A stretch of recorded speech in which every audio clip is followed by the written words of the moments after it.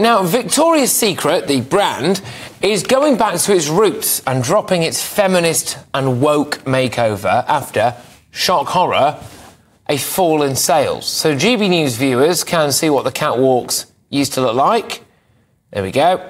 That's, whatever that is. Don't think I'm allowed to say much, am I, really, there, as an engaged man? Now, in 2018, the company rebranded and replaced the usual people for a more diverse range of body types.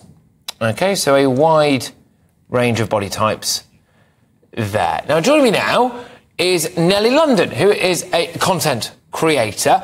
Nelly, thank you very much for joining me. What do you think about this idea, then, that Victoria's Secrets are supposedly, as a result of commercial pressure, really, having to revert back to maybe marketing it at their core audience? I think it makes sense that people weren't receptive to them trying to move into the sort of more accepting space when they spent years. I mean, the foundations of them as a brand is very exclusive. They actively only showed one singular body type. I mean, look at their campaigns, their runway shows, it's one body type.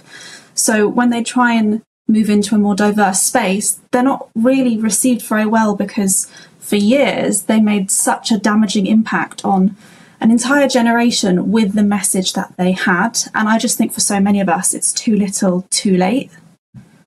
Okay, so you do think that they weren't well received, not because people saw more diverse body types and maybe themselves couldn't relate to that, or it's not because they went woke and then they went broke. It's because there was a kind of historic, traumatic element of, for years, they'd been pushing a certain body type on women that was maybe deemed unrealistic or quite dangerous.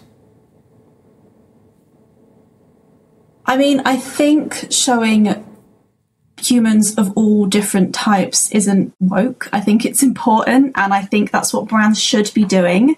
And I think just in this scenario, when they did spend so long actively excluding those types of people and those types of bodies, now when they tried to move into it, they moved into inclusivity, albeit by cultural force, maybe not because they really thought that was the right thing to do.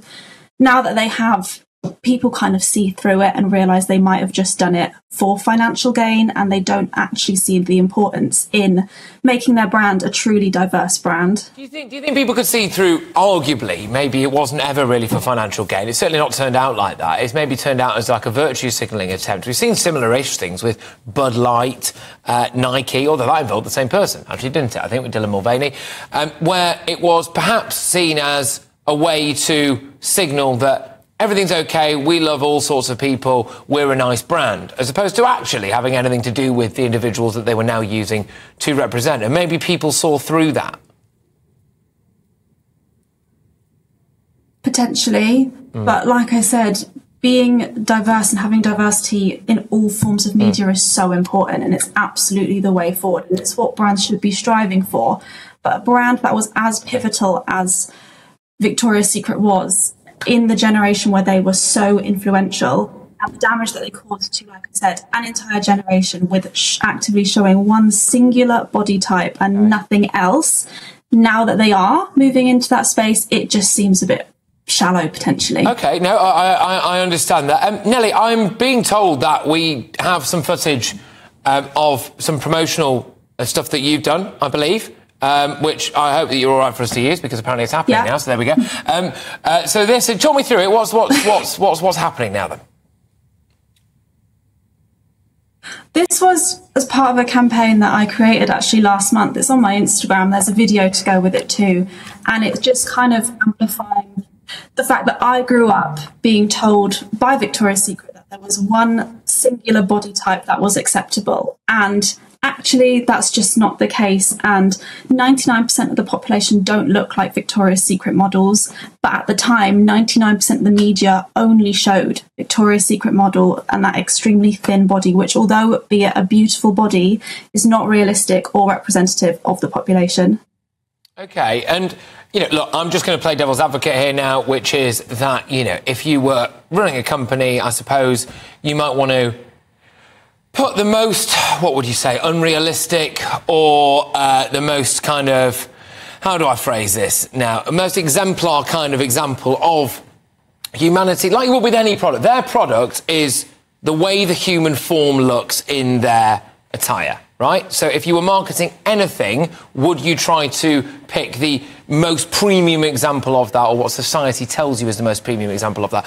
I.e., do you think there's anything inherently evil about it, or do you think it was just business? I mean, I can't say. I'm not part of the company, but if I did run a company, I know that I would put inclusivity at the absolute forefront to let everyone know, whether you look like a Victoria's Secret model or not, that they were welcome and my product was inclusive to everyone.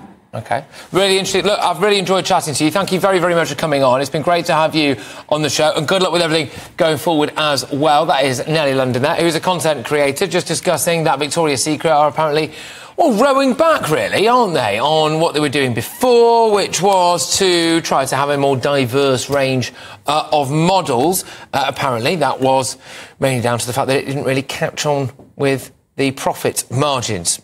There we go.